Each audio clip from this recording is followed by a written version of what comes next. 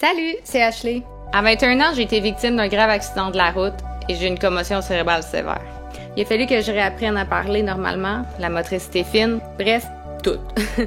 Un an plus tard, j'ai été traitée d'urgence à cause d'une rare maladie auto-immune qui détruisait mes organes.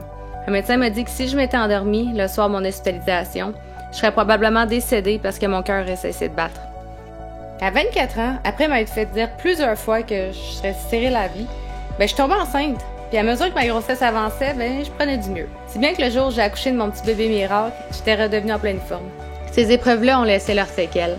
J'ai souffert d'une dépression majeure et depuis, je suis atteinte d'anxiété généralisée, d'un TDAH, mais je suis heureuse. Il a fallu que je réapprenne à vivre du mieux que je peux en étant une nouvelle personne. C'est dans le but d'aider les gens qui souffrent eux aussi de problèmes de santé mentale que j'ai décidé de faire la série web À deux pilules d'être folle. Parce que c'est toujours plus le fun de souffrir en gang qu'en silence. Bonne écoute! 1, 2, 3, à deux! À deux! À deux pilules d'être folle! TDAH, TPL, PTSD, tout le bordel, les bipolaires, les autres affaires, avant d'en avoir ras-le-bol. Ashley, prends la parole. À deux pilules d'être folle! Salut, merci d'écouter À deux pilules d'être folle et merci aussi à notre commanditaire Comeback Skateboard. Yeah! OK. Aujourd'hui, je suis avec un duo de feu qui performe autant sur la glace que devant une caméra. Maxime Lapierre et Guillaume Latendresse. Salut! Salut, merci d'être là. Je suis encore avec les voix externes du studio me font très rire. Le mur parle ici. C'est le maître du là! Les gars, vous êtes à deux pilules d'être folle aujourd'hui parce que vous avez déjà souffert d'anxiété de performance, de commotion cérébrale, puis aussi d'épisodes de déprime. J'oublie quelque chose? Oui, je suis tanné d'être avec lui. Ça compte-tu là-dedans, ça? C'est ça, son anxiété et sa déprime à part de là. Fait que, mis à part ça, ça va? Ça va très bien. Très Oui. bien. Ben oui. Maxime, toi, t'as 37 ans. Oui. T'as 3 enfants. Ouais. T'es un esti de malade. Ouais. Oui. Oh oui. Guillaume, toi, t'as un enfant. 2 enfants? 2 enfants. Mon erreur. J'en cache un, mais oui, j'en ai 2. OK. C'est ça son stress. Vont-tu le trouver? Puis t'as 35 ans. Puis t'as 6 commotions cérébrales, minimum. Fait que t'es un esti de malade, toi aussi. Oui, ça va. Puis en parlant... Maxime peut en témoigner. Il y en a plus que 6 puis qui s'en rappellent pas. Ouais, non, Vrai? je sais pas. T'en as combien, à peu près? Pas loin de 20 quasiment, là. Tabarouette. On est beaucoup. Mais ouais. ouais.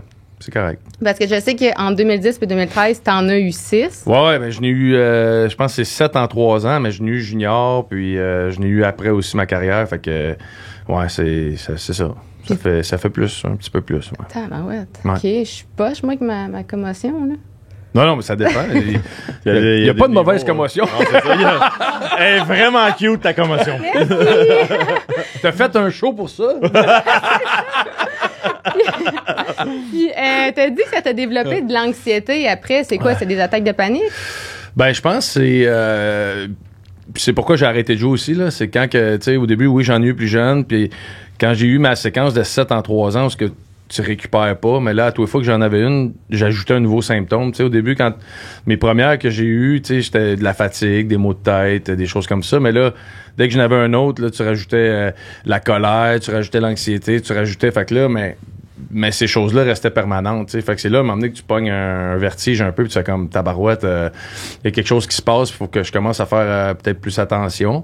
Fait que ça a été vraiment ça, quand que j'ai eu ce court laps de temps-là vraiment intense, que ça a laissé des séquelles, puis ça a été plus dur. Fait que oui, j'ai eu une passe où, là, c'est moins pire, je te dirais que je le contrôle un peu mieux. Tu sais, j'ai été médicamenté pendant 3 ans, ces antidépresseurs pendant que je jouais, mais je trouvais que ça changeait trop ma personnalité, puis je devenais amorphe, puis j'aimais pas ça, fait que j'ai arrêté. Fait que, mais... Puis là, depuis que t'as arrêté, est-ce que t'as des up and down? Je vais laisser Max répondre. C'est une bonne journée aujourd'hui. Mais oui, mais c'est pas si pire, là. Tu sais, mettons, on rit toujours de ça, mais c'est pas drôle, là, mais lui, c'est les changements de saison, là. Tu sais, aussitôt qu'il y a un changement de saison, je suis capable de le voir tout de suite. Mettons, je rentre au bureau puis je dis, l'hiver s'en vient. Je regarde dehors, je dis, OK, tu sais, il change de... Normalement, il est comme... Moi, je me fous de tout, mais dans le sens, il n'y a rien qui l'affecte. C'est comme, OK. Je dis, t'aimes-tu ce logo-là? Parfait, il est beau. Si c'est un changement de saison, c'est comme c'est pas beau. Il tombe négatif, c'est bon mot? Ouais, c'est bon. Il tombe négatif. La neige est pas assez blanche, il fait trop fret, mon char est mal parké. Puis ça dure juste 10 jours à 2 semaines. Là. C'est pas une affaire d'un mois. Là. Mais c'est ça. Puis ceux qui le comprennent pas, moi je vis avec théoriquement. Là. Mais ceux qui le connaissent pas, des fois, il faut que je passe en arrière et je dis ouais, mais inquiétez-vous pas. Là. Cet hiver, il va être écœurant. 11 mois sur 12, le gars, c'est vrai. Non, mais c'est vrai pareil, c'est ça. Ah ouais, tant que ça. Puis est-ce que t'as des trucs, tu dis que t'apprends à mieux le gérer, tu fais-tu de la luminothérapie? Non. Honnêtement. Je fais de la poutinothérapie.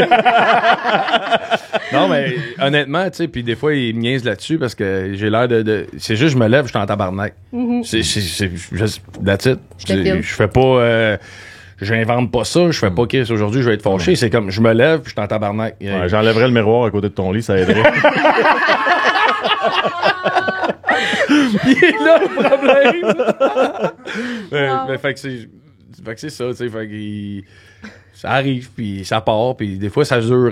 c'est souvent 2 semaines à peu près. Il y a des fois, c'est une journée, je vais être de même, puis ça passe, mais c'est ça fait partie de la réalité aujourd'hui, là. Puis est-ce que tu as consulté pour ça?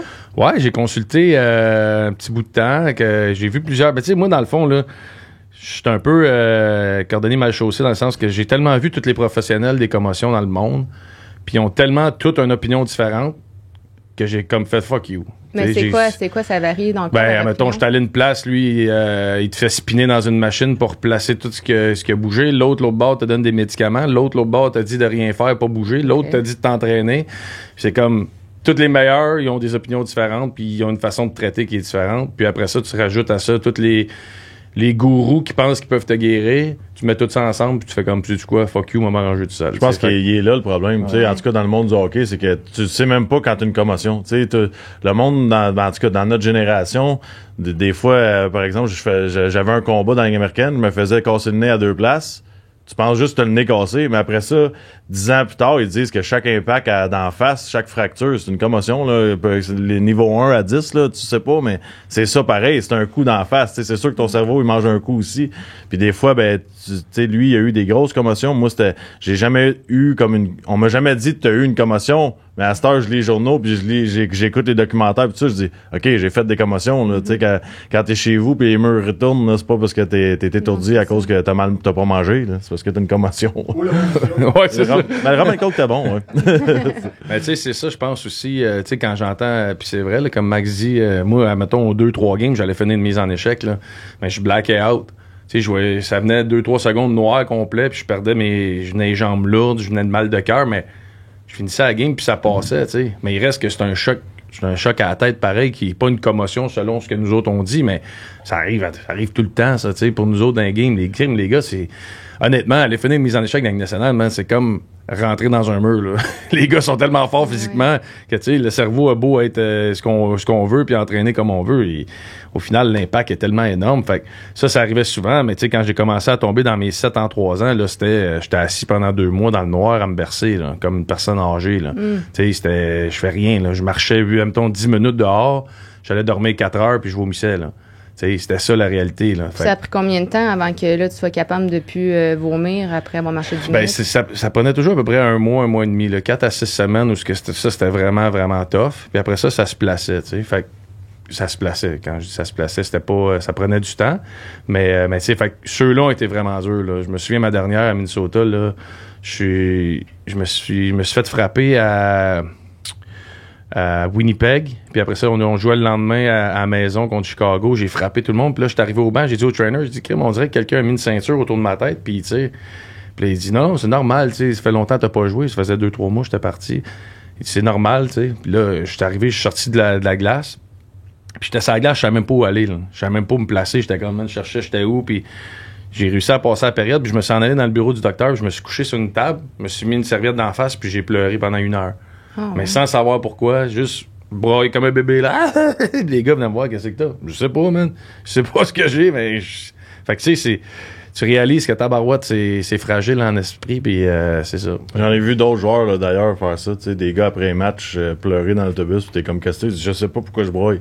Je te dis pas que j'en ai vu 1000, mais au moins 4-5 certains dans ma carrière au complet. Ah, ben ouais. Puis ça, est-ce qu'après ça, vous avez peur de monter sur glace? Est-ce que vous avez un peu comme un petit choc post-traumatique? Tu y penses pas. Dans ta carrière, tu y penses pas. Je pense que c'est le jour que tu as des enfants que tu commences à changer un peu ta façon de voir les affaires. Tu sais, on est un peu con aussi, là, à 18 jusqu'à 25 ans, c'est comme, je vais mourir sur la glace. J'aime ça, le hockey. Tu sais, c'est à la Ligue nationale, j'ai rêvé à ça toute ma vie, puis à un moment donné, tu as des enfants, puis tu te dis, ouais, il y a une vie après aussi, là. Tu sais, la plupart des gens jouent 2 ans dans la Ligue nationale maximum, c'est ça la moyenne. Tu sais, nous autres, on était chanceux. Moi, j'étais là 11 ans, à peu près 12 ans, puis tu sais, la valeur de jouer dans la Ligue t'as peur vraiment quand t'as des enfants. Tu te dis, crime, il y a une vie de 35 à 80 après. Là. Ouais. C'est pas juste 10 ans, là, c'est long après. Là. Moi, ça a été je suis d'accord à 100% avec Max. Puis moi, j'ai pris ma retraite à cause de ma fille, dans le fond. Là. Quand j'ai eu ma fille, moi, je jouais en Suisse dans ce temps-là. J'ai eu une commotion. Puis mon ex, elle a dit, moi, elle a dit, je m'en vais, j'arrête de t'encourager. Je veux plus. Tu sais, moi, je voulais aller en Russie. Puis je voulais continuer à jouer. Tu sais.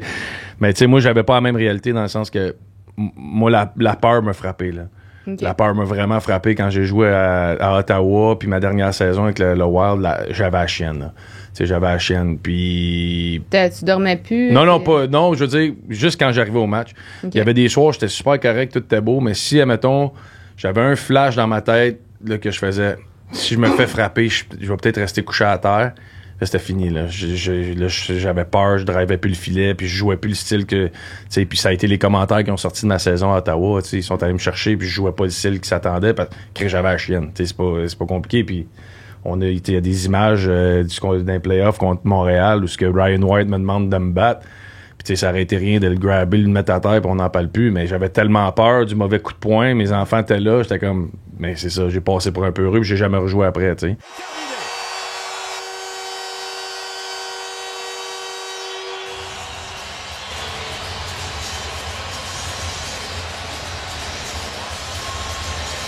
Les invitations sont lancées pour le match numéro 3.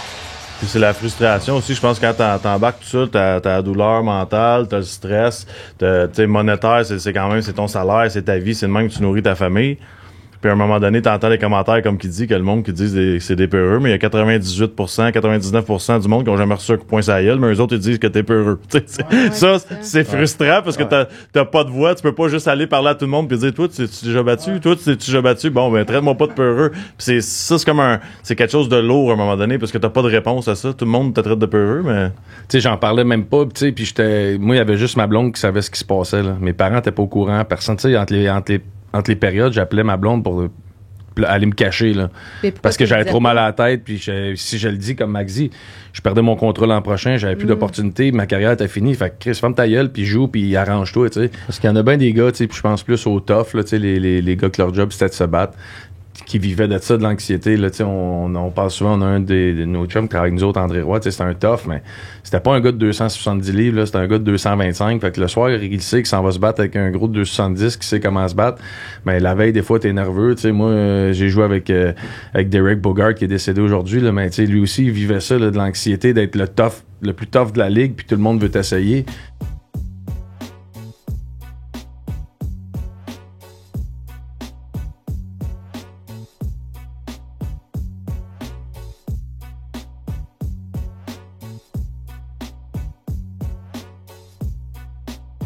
Puis tantôt, quand tu disais l'anxiété, justement, toi, tu me disais la dernière fois qu'on s'était parlé que tu avais l'impression de pas être un naturel comme Guillaume, fait que tu devais travailler plus que lui. Est-ce que tu peux m'en parler? Parce que t'étais pas là quand on en avait jasé. Ouais, non, je parlais de ton talent naturel. Ouais. On va y aller, moi. C'était gentil. Non, ben c'est le feeling de pas avoir le droit à l'erreur. Tu sais, les gars de talent, ils embarquent. Si t'as une grippe, tu te sens mal, t'embarques sur la glace, ton talent va parler quand même, tu vas trouver un moyen de performer. Moi, il fallait toujours que tout soit calculé, tu sais. Il fallait que je sois top shape, il fallait que j'aie mangé le repas parfait la veille, puis j'avais besoin d'être à 100% pour être capable de suivre cette gang-là, tu sais. Les autres sont capables de jouer à 50%, sont tellement bons, tellement naturels, puis ça, je veux pas dire que c'est un stress négatif, tu sais, c'est une belle pression pareil parce que tu veux toujours être la meilleure version de toi-même à tous les matchs, tous les entraînements. Mais c'est quelque chose qui me gossait un peu dans ma vie d'avoir sais, l'été, lui, sur le bord de la piscine, il prenait un margarita. Moi, c'était un bublé. J'avais pas le choix parce que si j'étais un peu plus pesant, ben je patinais pas de la même manière, puis là je suivais pas les gars talentueux de même.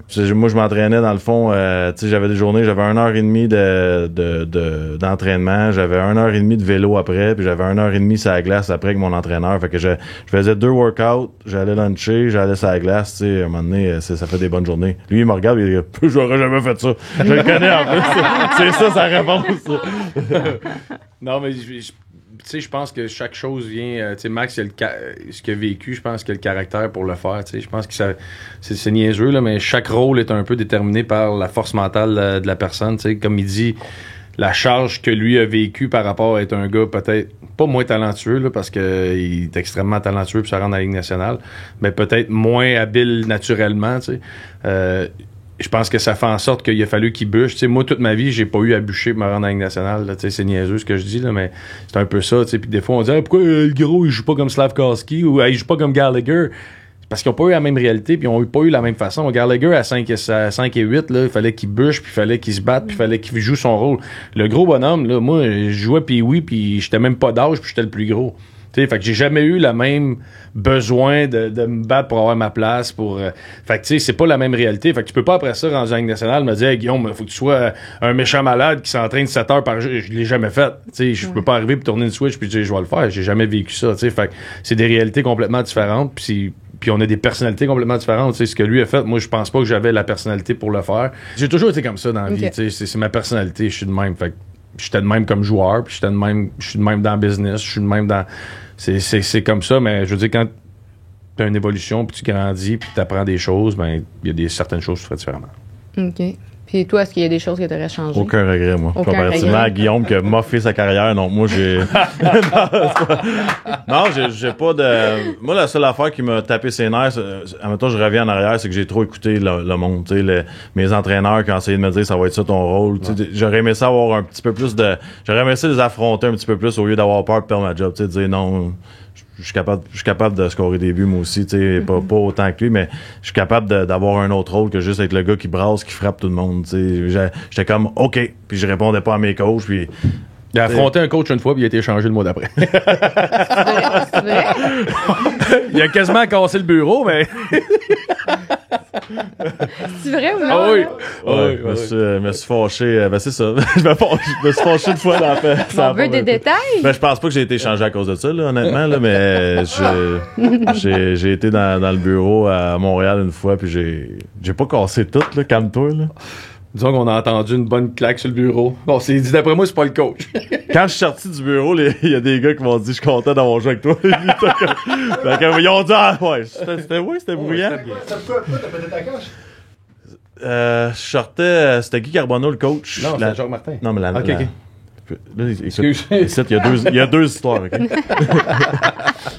C'était Guy Carbonneau le coach, puis il nous aimait beaucoup les deux, il nous donnait beaucoup de temps de glace, puis il nous faisait confiance, puis tu sais, j'avais eu ma meilleure saison en carrière, puis l'année d'après, ou un an et demi après, c'est Jacques Martin qui arrive, qui est un bon gars, là, ça a aucun rapport, mais à l'époque, lui, il faisait sa job, moi, je faisais la mienne, puis je trouvais qu'il me coupait tout, tu sais, j'avais beaucoup moins de temps de glace, moins d'opportunités. Lui, il me voyait comme le gars de 4e trio, Carbo me voyait comme un projet d'un gars que j'allais devenir un bon centre de 3e trio, puis un moment donné, un matin, je me suis dit, là, enough is enough. Je suis allé dans le bureau, puis j'ai commencé une discussion de comment il devrait me voir. Puis finalement, le ton a monté à un niveau que je me suis rendu compte que j'étais tout seul dans une place, je donnais des coups à la terre, puis je criais.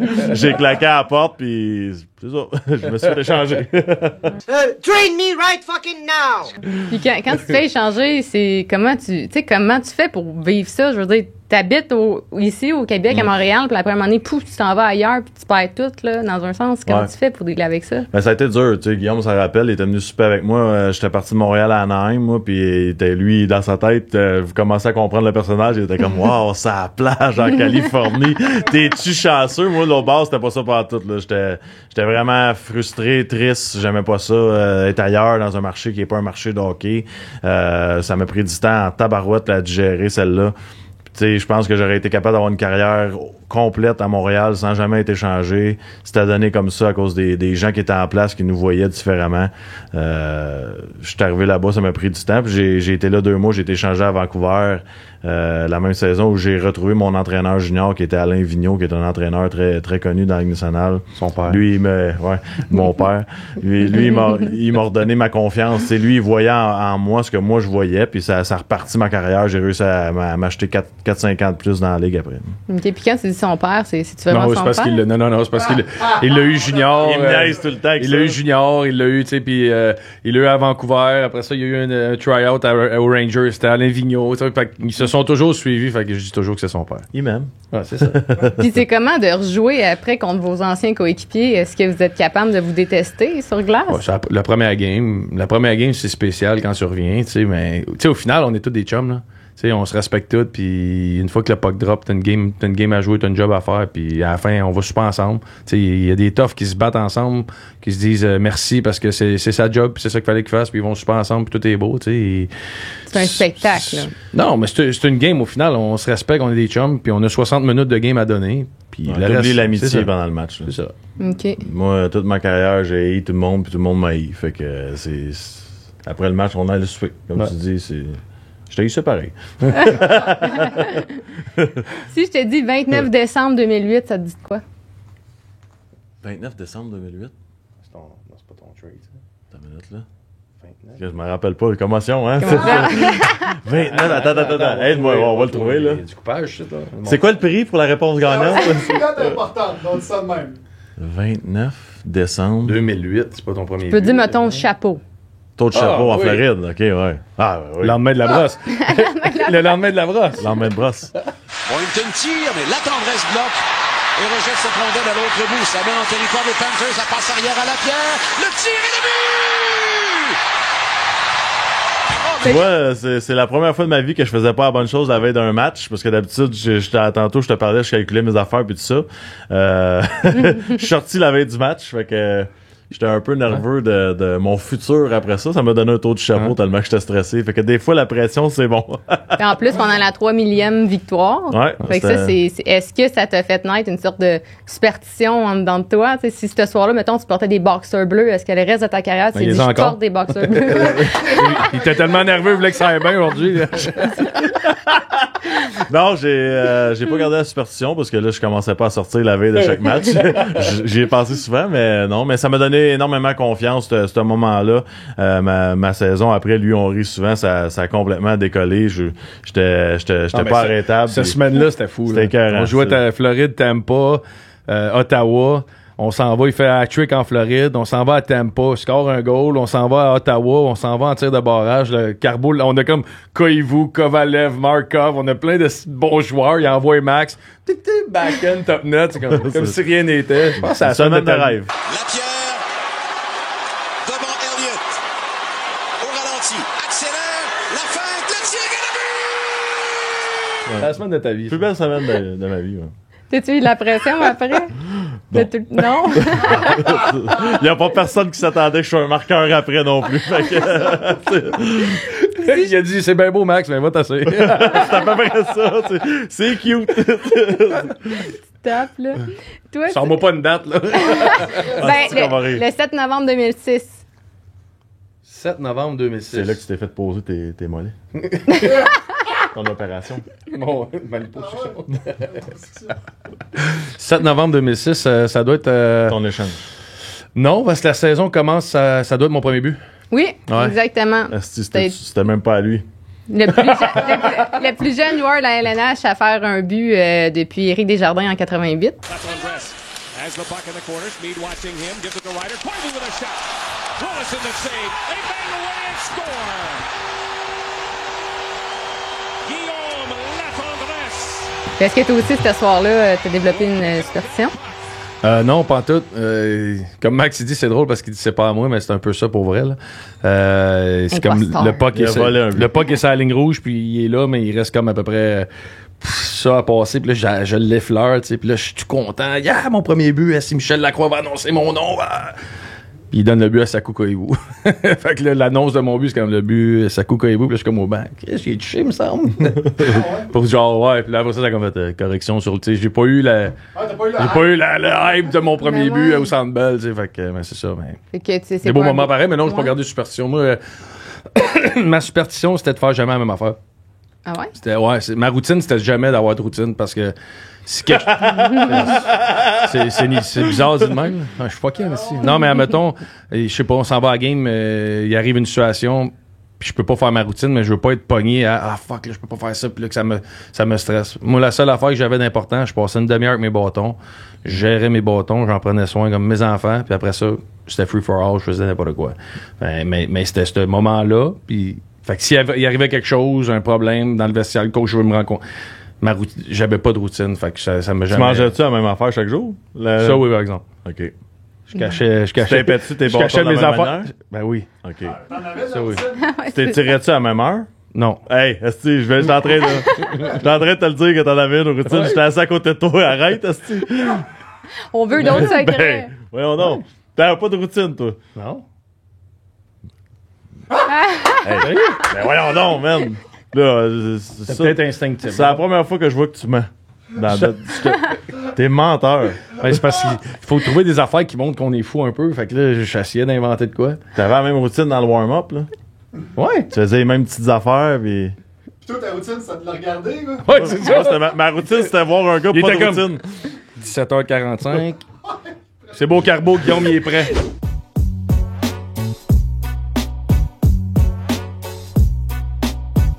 Quand là, vous êtes des joueurs de hockey, là, vos entrevues, on va se le dire, là, c'est l'esti de merde, là.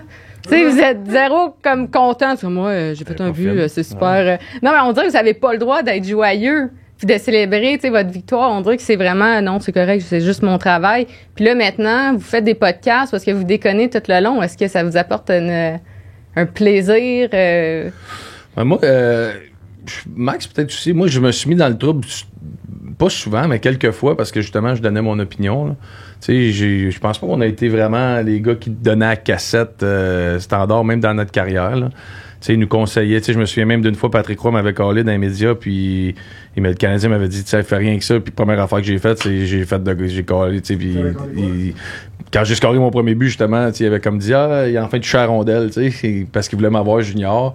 Fait que ça avait comme... Mais là, il m'avait dit, tu sais, laisse faire ça. Mais la première affaire que j'ai faite, j'étais allé dire de quoi d'épais, tu sais. Fait que je pense pas qu'on a fait la cassette, là, honnêtement. Non, mais c'est dur aussi parce que chaque commentaire peut être viré contre toi. Tu sais, surtout quand t'es jeune, tu sais, mettons, t'es trop de bonne humeur dans une entrevue après une défaite. Ou tu parles trop de toi dans une entrevue après une victoire. Il y a tellement de façons de spinner l'affaire, là, que on dirait que toutes les entrevues, tu peux virer ça contre le joueur. Tu sais, peu importe ce qu'il dit, puis à un moment donné, la réaction, je pense, avec l'expérience, puis les gens qui te conseillent, c'est de... Fais juste dire ce que t'as à dire, là. T'as pas besoin de donner un show. Puis c'est pour ça que les gars, c'est tout le temps... On a travaillé fort, c'est une victoire d'équipe. Les gars, t'es bon en avantage numérique. Bonne soirée. Tu sais, si tu commences à dire... Mettons le commentaire très simple. Depuis que Martin Saint-Louis a mis ces 5 gars-là sur l'avantage numérique, ça fonctionne. Bon, ça peut sortir comme... Les autres gars n'ont pas d'affaires, là. Tu sais. Okay. Ça peut être le coach. Fait que dans le fond, vous faites vraiment attention à tout ce qui est dit, puis vous avez... Puis c'est pas la faute à personne, vraiment, que ce soit les journalistes, les fans, le joueur. C'est facile de spinner l'affaire du mauvais côté. Puis pourquoi je ferais ça quand ça m'amène à rien, de faire cette entrevue-là. Là, bon, mais regarde, je retire ce que j'ai dit, là. Vos entrevues sont vraiment bonnes. Ouais, tu nous as piqué, hein. Je suis vraiment désolée. Vous faites de la bière en bitchant le Canadien, là. Ouais, ça, c'était Kucherov, moi. Ben, non, ça, mais... c'était bon. Quand maintenant tu me dis ça, là, je vous trouve bon d'être capable de faire ça.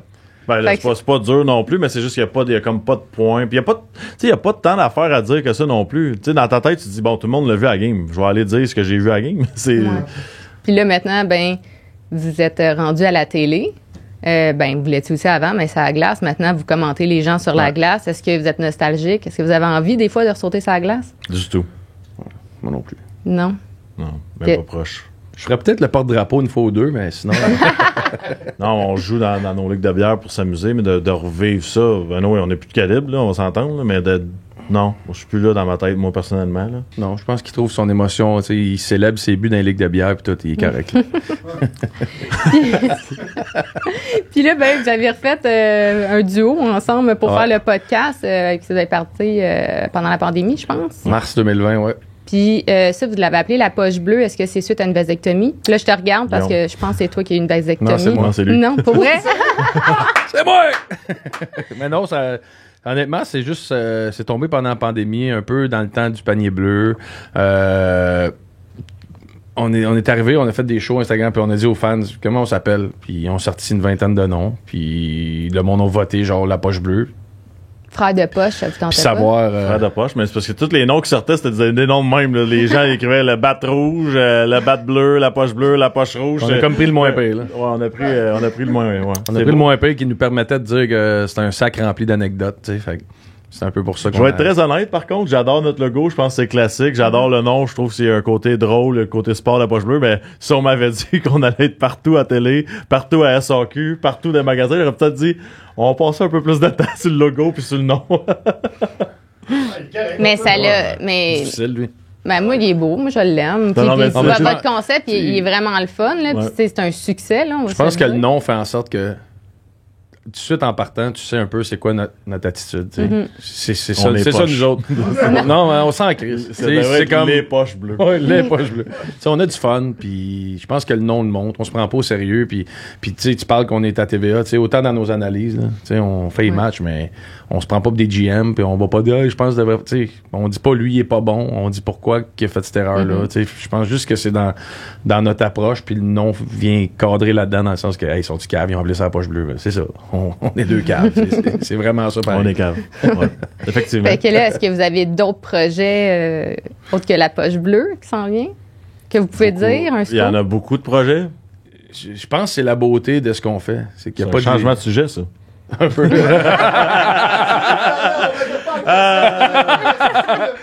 Non, mais dans tout ce qu'on fait, puis je pense que c'est pour ça qu'on a du fun dans ce business-là, c'est qu'on fait ce qu'on veut, tu sais. Fait on veut lancer de quoi, on le lance. On a une opportunité qui s'offre à nous, on la prend pas. Tu sais, fait oui, on en a plein de projets. On a eu du monde aux États-Unis qui nous ont appelés pour produire leur podcast. On a du monde en Europe qui nous ont appelés. Surprenant. C'est l'opportunité qu'on a devant nous. Puis après ça, c'est à nous autres de décider où qu'on va. Mais c'est ça qui est le fun. Qu'est-ce qu'ils viennent de mentionner, c'est que c'est tellement surprenant à chaque jour parce que c'était pas ça le plan d'après-carrière. Puis on n'a pas étudié là-dedans, puis on pensait pas avoir un podcast. Puis là, comme qu'il dit, t'as un appel de l'Europe, t'as un appel des États-Unis, pouvez-vous produire notre podcast? On est comme, hein? Pourquoi nous autres, à Sainte-Julie, j'aime ce que vous mettez, l'approche, pis ça, ok, t'as une minute, là, on prend souvent des step back pour dire, ça va-tu trop vite, ou on est-tu rendu là, ou on a des bonnes discussions. Vous êtes une belle source d'inspiration, je pense, pour plusieurs personnes, puis surtout pour les joueurs de hockey, là, de dire que, hey, c'est possible après une retraite d'avoir une autre carrière qui pète tout aussi. Là. Ouais, non, c'est ça. Bravo. Moi, j'ai une question. Tu sais, quand c'est où, lui? Je suis dans l'ancienne. Aidez-moi! Ouija, aujourd'hui. Quand tu joues au hockey, t'es supervisé à fond. Tu sais, t'as le coach qui check qu'est-ce que tu fais, le kid. T'es jamais maître de ta vie, dans le fond. Là, tu arrives dans l'après-carrière, vous êtes en quelque sorte des agents libres. Quand tu dis que tu choisis tes projets, ça doit faire du bien. Ouais, ben attends une minute, là. Time out, Ouija. On n'a jamais été aussi watché. Parce que je le watch, puis moi, j'en estime, va te le dire tout de suite. Mais tu sais, parce qu'on s'en fait souvent parler, le monde, crème, beau succès, tu sais, puis des joueurs de hockey, on va s'en partir. Ouais, mais on met des heures en tabarnak, là.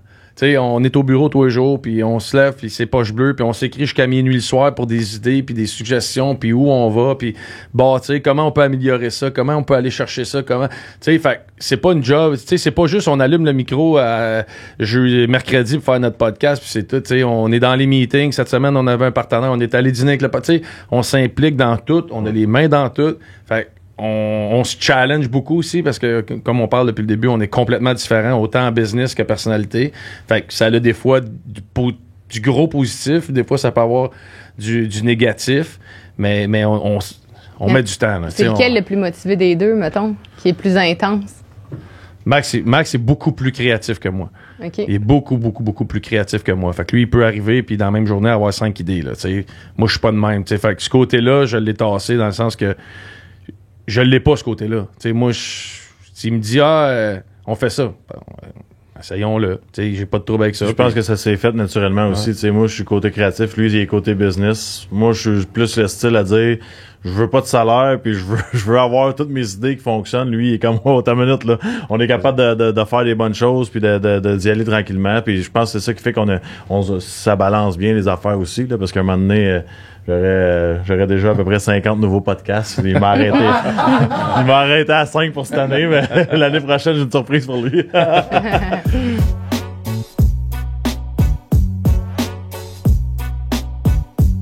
Et on est arrivé à Bécomo dans un bar qui était pacté, puis on a fait faire un ami. C'est quoi le nom de la toune? Ben, la toune, ami. Mettons, ami Michel, lève ton verre, tu choques une bière. On l'a fait faire à tout le monde dans le bar, un par un. Wow. Pendant à peu près un par un. 1 heure et demie de temps.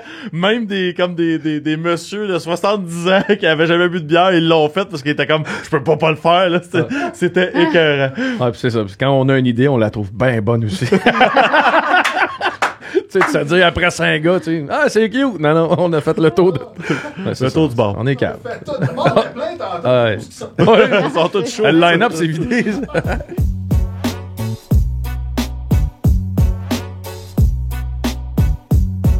Tu as parlé de fondation, c'est quoi exactement?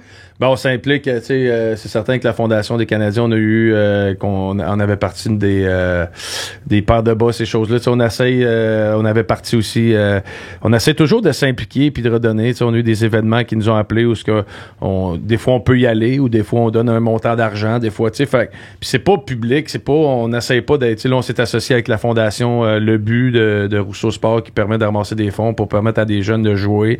Fait que là, on est un peu là-dedans, on les aide. Fait on essaie toujours de redonner. Puis Max est bon là-dessus, honnêtement. Là. Il est meilleur que moi là-dessus dans redonner. T'sais, il a gagné le trophée Jean Béliveau pour l'implication sociale. Puis pour lui, c'est important. Puis moi, j'apprends là-dedans. Puis je pense que ça fait en sorte que notre business, on est fiers de dire qu'on s'implique et qu'on essaie d'aider le monde. On veut pas nécessairement s'associer à une fondation en particulier. Je pense que l'hiver passé, il y avait eu un gros feu sur la Rive-Sud. Tout le monde avait perdu leur appartement. Ben, on voyait ça sur Twitter. Il y avait 7 enfants. Puis, ouais, c'est ça. Fait que ce soir-là, on a dit, c'est eux autres qu'on aide. Fait qu'on on a donné, on a parti un gros GoFundMe, on a fait des affaires, on a fait de la promotion.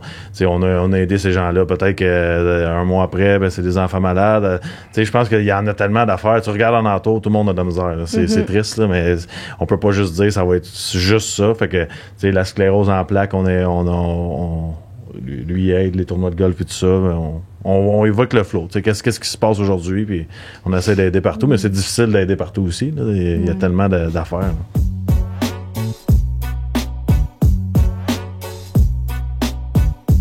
Puis est-ce que vous avez eu une adolescence normale ou est-ce que vous avez juste pas eu le temps? Oui, j'ai eu une adolescence. Non.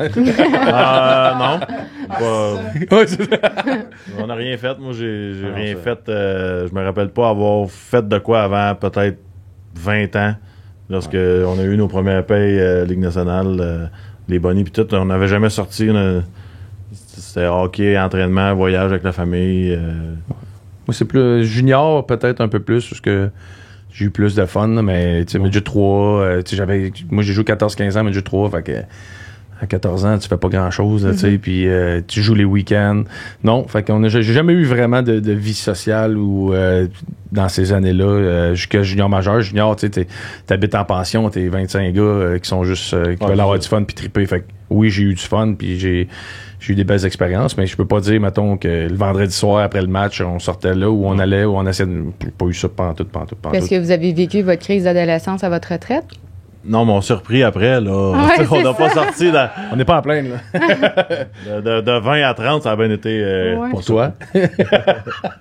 Lui, il était plate toute sa vie, dans le fond. Pourquoi? Parce que tu étais en couple? Moi, j'ai eu mon gars à l'âge de 20 ans, là. Fait que c'était pas prévu, puis là, il est arrivé, fait que ça a fait... ça change la dynamique un petit peu, là. Fait que ça a été différent, mais c'est ça. On l'a vécu différemment.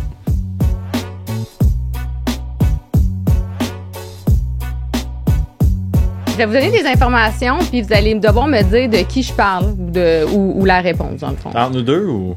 Ouais, ben, c'est le Gwyneth Paltrow. c'est le premier qui l'a qui gagne le point, dans le fond. OK. Mais on te laisse des chances vu que tu as eu des commotions. Là. Je crois qu'elle essaie de dire que tu es un peu au ralenti. Oui, c'est ça.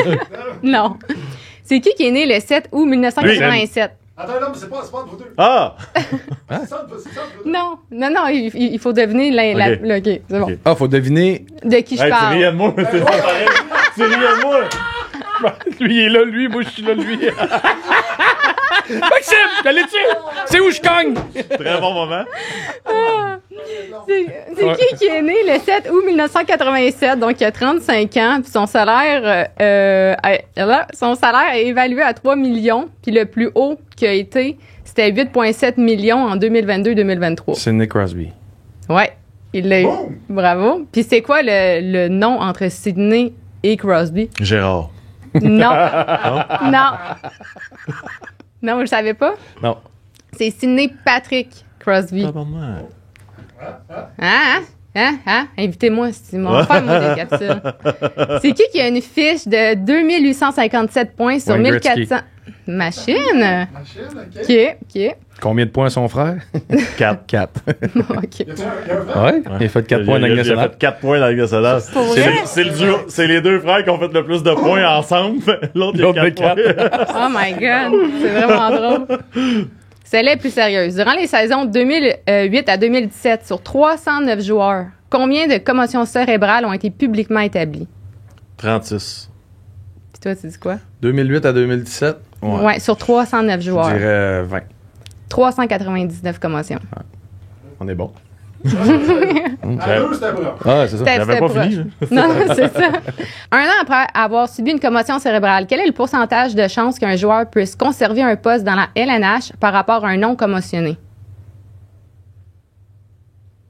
Je sais pas tout. 20%. 80%. Il y a 65 de chances qu'il puisse conserver pour l'année d'après, avec une diminution du salaire de 498 000 en moyenne pour le contrat suivant. Wow. Ouais. Puis après 3 ans, c'est 35 de chance. Après 5 ans, c'est 14,6 de chance comparativement à 47,7 pour les non commotionnés. Combien de minutes de pénalité ont été données lors de la bataille du Vendredi Saint le 20 avril 1984 Je pense entre que les Canadiens de Montréal et les Nordiques de Québec? c'est 280 minutes, genre. Ah, t'es pas loin. Je sais que c'est quelque chose de même. 289, Bob. Le price is right. RCP dit 279, tu vas de 1 à 279? Non, c'est en haut. Non, mais non, elle dit t'es C'est- proche. C'est soit A, Je pense que je suis très dessus. 216, Oh, on avait un choix de Oh! Attends une minute. B, 252 ou C, 289. 289. Ah, 252. 252. Ah, mais t'as pas le droit, t'avais déjà répondu. Mais non, mais t'as répondu, t'as plus le droit de répondre. Est-ce que vous êtes compétitif, Toi, j'adore. tu l'as dit Non, deux du fois. tout. T'as eu 2 réponses. Toi aussi, t'as Bon. dit 289, puis après ça, tu m'as refait 289. Non, mais là, j'ai une autre réponse, 252. Ah. Qui a inscrit le 10 millième but à domicile de l'histoire du Canadien? Choix de réponse. J'ai Mark Stride dans la tête, là. Yannick Perrault, Radek Bonk ou Sergei Berezin?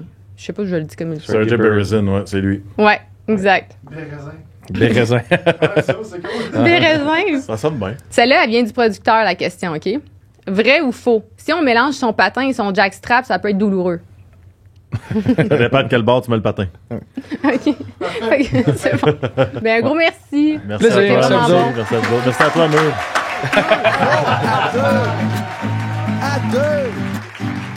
À deux pilules d'être folle.